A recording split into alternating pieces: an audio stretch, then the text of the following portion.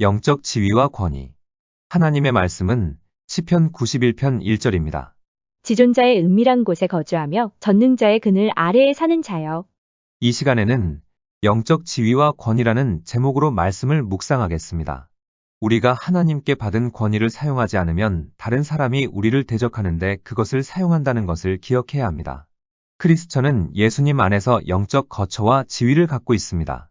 이 지위는 권위를 수반하는데 사단은 우리의 권위를 차지하고 싶어 합니다. 좀 더 쉽게 풀이하면 우리는 하나님의 자녀로서 지위가 있고 사단에게 영향력을 발휘할 수 있는 힘이 있습니다. 그런데 사단은 우리가 하나님의 자녀로서의 지위를 잃고 사단에게 영향력을 행사할 수 없는 무능한 그리스도인이 되기를 원합니다. 하나님으로부터 받은 우리의 권위를 포기하게 할 수만 있다면 사단은 그것을 차지하여 우리를 대적하는 데 사용하려고 합니다. 우리에게 주어진 영적 권위는 우리에게 지대한 영향을 미칠 뿐만 아니라 우리의 안위를 위하여 주어진 것입니다. 다시 말해 하나님께서 우리에게 영적 권세를 주신 것은 사단을 대적하여 우리 스스로를 보호하라고 주신 것입니다. 예를 들어 전쟁에 나가는 병사에게 왕은 갑옷과 방패를 지급합니다. 그런데 병사가 전쟁터에 나가면서 갑옷도 안 입고 방패를 들고 나가지 않아 부상을 당하거나 죽음을 당한다면 그것은 그 병사의 책임입니다. 이와 마찬가지로 하나님께서는 우리에게 사단에게 부상당하거나 상처 입지 않도록 사단을 제압할 수 있는 하나님의 자녀로서의 권세를 주셨는데 이를 사용하지 않으면서 사단에게 유린당한다면 그것은 본인의 책임입니다. 우리의 영적 거처와 권위에 관해 증거하는 본문을 보면 지존자의 은밀한 곳에 거주하며 전능자의 그늘 아래에 사는 자여라고 했습니다. 우리는 영적 거처를 가지고 있습니다. 우리는 그 처소를 알고 있어야 할 뿐 아니라 그곳에서 제 기능을 발휘해야 합니다. 우리가 자신의 지위를 제대로 알지 못한다면 그리스도의 지체로서 올바른 기능을 발휘할 수 없습니다. 우리의 지위와 권위는 잃어버리거나 도적맞을 수도 있습니다. 가룟 유다는 성경에 나와 있는 그 대표적인 사례입니다. 예수님이 승천하신 후 사도들이 기도하러 모였을 때 베드로는 가룟 유다에게 무슨 일이 있었는지 설명했습니다. 사도행전 1장 20절에 시편에 기록하였으되 그의 거처를 황폐하게 하시며 거기 거하는 자가 없게 하소서 하였고 또 일렀으되 그의 직분을 타인이 취하게 하소서 하였도다. 가룟 유다는 죄를 지은 탓에 자신의 영적 거처를 상실했던 것입니다. 사도행전 1장 16절로 19절에 형제들아, 성령이 다윗의 입을 통하여 예수 잡는 자들의 길잡이가 된 유다를 가리켜 미리 말씀하신 성경이 응하였으니 마땅하도다.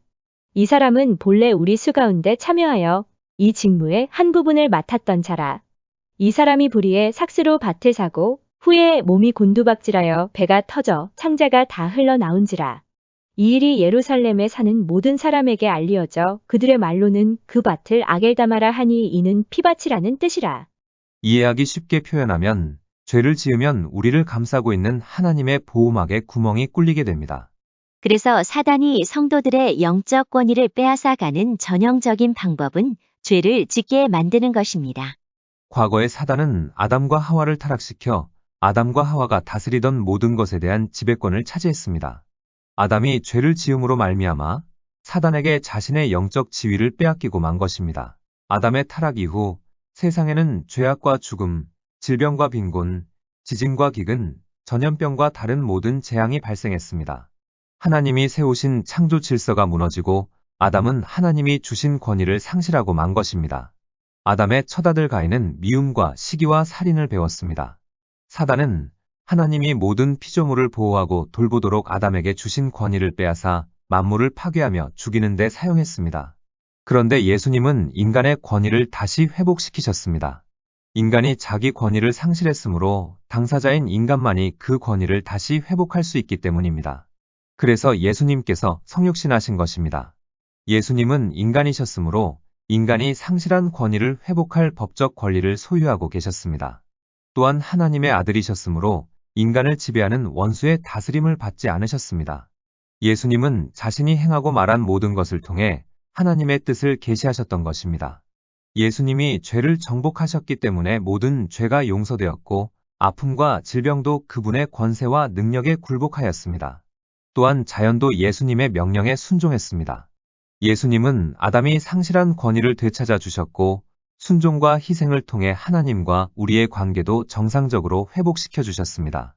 예수님은 아담이 상실한 것뿐만 아니라 분명 그 밖의 것들도 회복하셨습니다.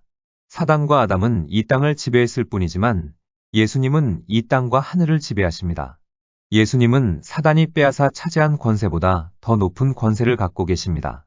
예수님은 자신의 지위와 권위가 어떤 것인지 밝히신 후 우리에게 그러므로 너희는 가서 라고 말씀하셨습니다. 예수님은 왜 자신의 권위와 우리의 소명을 연관 지으셨을까요? 사도 바울의 서신에서 그 답을 발견할 수 있습니다. 에베소서 1장 19절로 20절에 그의 힘의 위력으로 역사하심을 따라 믿는 우리에게 베푸신 능력의 지극히 크심이 어떠한 것을 너희로 알게 하시기를 구하노라. 그의 능력이 그리스도 안에서 역사하사 죽은 자들 가운데서 다시 살리시고 하늘에서 자기의 오른편에 앉히사. 이 구절에서 하늘에 마련된 거처는 단수가 아닌 복수로 표현되고 있습니다. 사도 바울이 복수를 사용한 이유가 다음 구절에 나옵니다. 에베소서 2장 1절과 6절을 보면 그는 허물과 죄로 죽었던 너희를 살리셨도다. 또 함께 일으키사 그리스도 예수 안에서 함께 하늘에 앉히시니 라고 했습니다. 하늘에 마련된 거처는 예수님이 구속하신 자녀들이 거하는 곳입니다. 그렇다면 하늘 처소에 거하는 자들은 어떤 사람일까요? 그 해답이 에베소서 1장 21절에 나와 있습니다. 모든 통치와 권세와 능력과 주권과 이 세상뿐 아니라 오는 세상에 일컫는 모든 이름 위에 뛰어나게 하시고 그리스도 안에서 구속받은 자녀들에겐 마귀보다 높은 영적 지위가 주어졌습니다. 예수님은 분명히 선언하셨습니다. 누가복음 10장 19절에 내가 너희에게 뱀과 정갈을 밟으며 원수의 모든 능력을 제어할 권능을 주었으니 너희를 해칠 자가 결코 없으리라. 이제 우리는 그러므로 너희는 가서 라고 하신 주님의 명령을 이해할 수 있습니다. 예수님은 자신이 성도들에게 어떤 권위를 주셨는지 아셨습니다. 우리는 사단의 권위와 능력보다 뛰어난 주님의 권위를 공유하고 있는 것입니다. 사단은 에덴 동산에 거한 아담에게 그랬던 것처럼 예수님에게 빼앗긴 권세를 되찾기 위하여 현재 우리의 영적 지위를 노리고 있습니다. 사단이 우리의 영적 권위를 빼앗거나 포기하게 할 수 있다면 사단은 한 번 더 그 권세를 행사할 것입니다. 따라서 사도 바울은 우리에게 마귀에게 틈을 주지 말라고 경고하고 있습니다. 우리는 자신의 영적 거처를 상실하는 일이 있어서는 안 됩니다.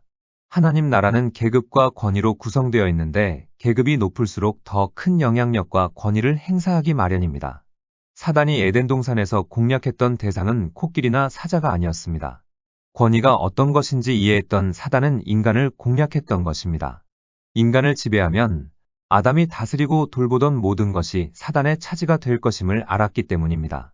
교회에서 목회자가 제자리를 지키지 못하면 성도들이 상처 입고 가정에서 부모들이 하나님의 계명을 어기면 자녀가 부모의 행실을 본받는 것은 시간 문제입니다.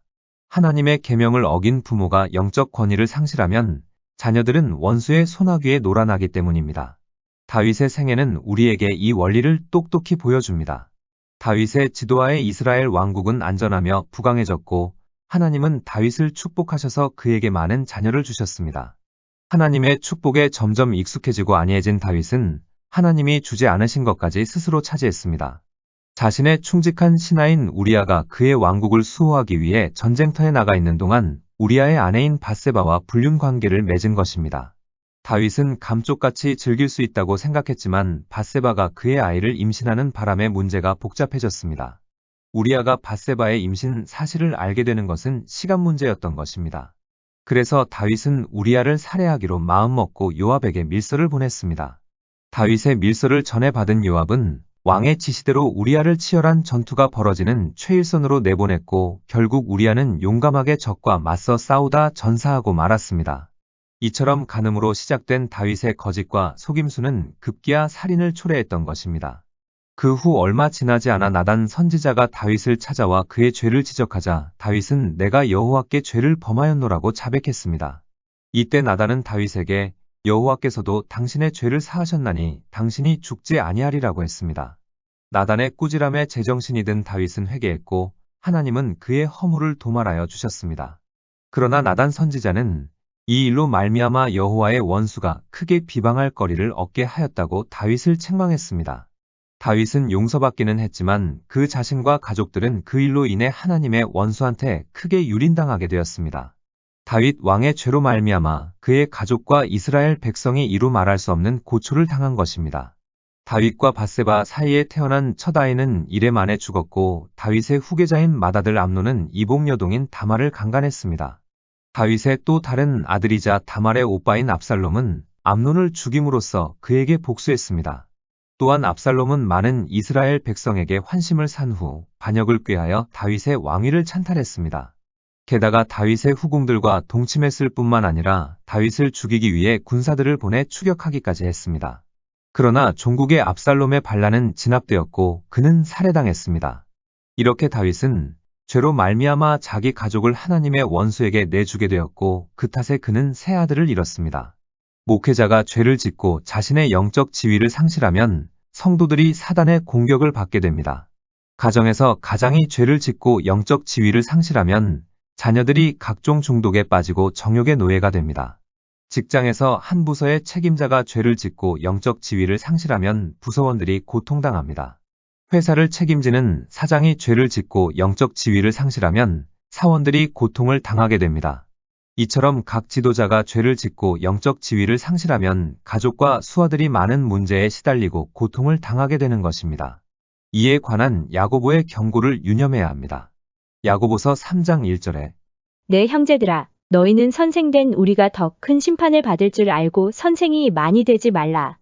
목회자, 가장, 부서장, 사장 등과 같은 지도자들이 더 큰 심판을 받는 이유는 이들의 불순종의 여파가 훨씬 크기 때문입니다. 그들은 자기 자신뿐만 아니라 자기 수하에 있는 사람들까지 다치게 할 수 있습니다. 물론 하나님은 다윗을 용서하신 것처럼 이들도 용서해 주실 것입니다. 하지만 죄의 결과를 망각해서는 안 됩니다. 그것은 죄로 말미암아 사단에게 틈을 주었기 때문입니다. 우리는 목회자, 가장, 부서장, 사장 등에게서 너무 많은 비극을 목도합니다. 하지만 함부로 이들을 판단하거나 정죄해서는 안 됩니다. 우리는 실패한 자들을 용서하며 위로해 주어야 합니다. 이들이 회개하면 하나님은 기꺼이 용서해 주실 것입니다. 부모는 자녀들의 삶에 막중한 책임이 있습니다. 자녀들은 하나님의 소유이며 부모는 자녀들을 돌보는 청지기입니다. 만약 부모가 죄로 인하여 마귀에게 틈을 주면 자녀들의 삶은 사단에게 유린당할 것입니다. 우리는 자기 권위를 상실하거나 하나님의 원수에게 그 권위를 양도한 사람들의 사례를 살펴보았습니다.